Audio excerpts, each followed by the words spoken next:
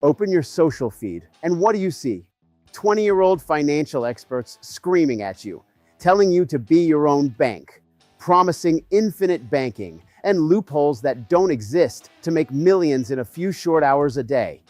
I generally make it a rule not to take long-term wealth strategies from anyone whose entire investment career has taken place during a single bull market, and who still gets carded for buying the very same champagne they promising me. You haven't discovered a secret money hack, son. You've discovered a high-commission insurance product and a ring light. Your proprietary trading system is younger than my scotch. Now please, put down your phone with the cracked screen and go put your father's blazer back in the closet. You'll have your time after you pay your dues and learn. But for now, sit down, get real. Fintech apps are not democratizing finance. They are democratizing gambling addiction. While they distract you with noise, the tool in your hand is doing something much more insidious. Ask yourself, why does the app feel alive? Why does it pulse? It isn't just a design element. It is calculated biology. It is purposely mimicking a heartbeat to synchronize with your own, to take advantage of your biological rhythms, to force you to let down your guard. They told you it was a revolution, but they handed you a Skinner box. In 1931, B.F. Skinner, a graduate student at Harvard, discovered that if you give a rat a treat every time it presses a lever, it eventually gets bored. But if you give it a treat randomly, sometimes after 3 presses, sometimes after 20, the rat becomes obsessive. It will press that lever until it starves.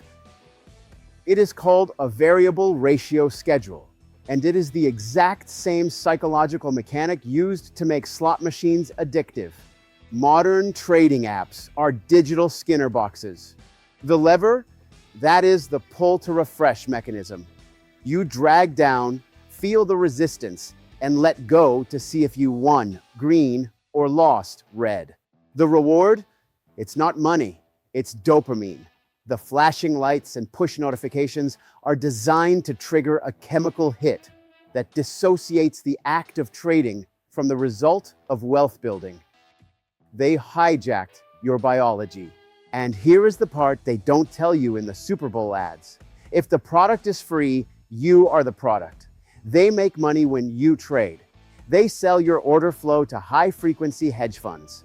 The more addicted you are to pulling the lever, the more data they sell to the guys who are actually making the money. They haven't built a tool for investors. They've built a candy-colored slot machine for a generation that mistakes volatility for opportunity. Real wealth is boring. It isn't a dopamine hit. It is the slow, silent, relentless compounding of time. If your investment strategy feels exciting, you're not investing. You're just the rat in the box, and the hedge funds are the ones holding the stopwatch. You are a parent. You are a husband. You are a wife. You have obligations that transcend your need to play the market. The financial institutions you are battling are not individuals. They are algorithms, neural networks, and behavioral psychologists. They are superorganisms designed to conquer. They are a hive mind, capable of processing risk and seeing opportunities faster than your optic nerve can signal your brain to press a single key. You aren't fighting a bank. You are fighting evolution. You want to put in the work, but you are reading charts that are obsolete the day they were compiled. Invesco is using GPS satellites to count the number of trucks leaving a factory in Shenzhen. They know how many pallets fit on a truck. They know how many boxes fit on a pallet. And they know exactly how many phones fit in a box. Today, they are trading on detailed information from reconnaissance missions and in-person conversations with management, suppliers, and purchasing officers at the major retailers. And the math? The math is merciless. A 20-year study by JP Morgan Asset Management showed that if you simply invested $20,000 in the S&P 500 index, you would have walked away with $129,741. But if you tried to time the market, If you traded in and out trying to miss the downturns, and you ended up missing the 20 best days out of those 20 years, you check the account, 35 grand. You missed 20 days, and it cost you $94,000. Gone. Look at the math. The guy who sat on his hands, he has 4 times your money. You spent hours studying charts to dodge the downturn, and you missed the miracle. By missing a mere 20 days, you wiped out 75% of your potential wealth. The disparity is terrifying. The person who simply held on defeated the strategist. Think about that. You were invested for 5,020 days. You were only wrong for 20, but those 20 defined your fate. And if you missed 40 days, you are left with $13,600. You are wondering where your savings vanished to. Warren Buffett warned us, if you aren't willing to own a stock for 10 years, don't even think about owning it for 10 minutes. The Iron Father stops trying to beat the professionals. He knows if he tried, he would be bringing a knife to a gunfight.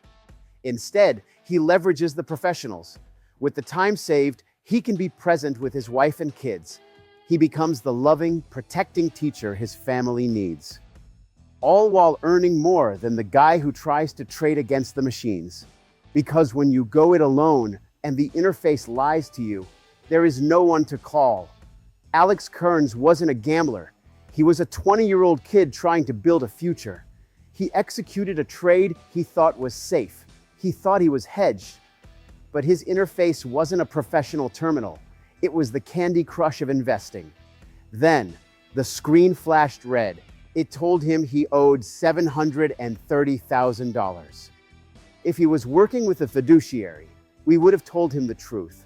We would have told him to breathe, that it was a virtual loss.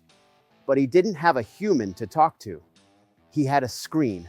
Distraught, that young man drove to a railroad crossing, and he stepped in front of a freight train.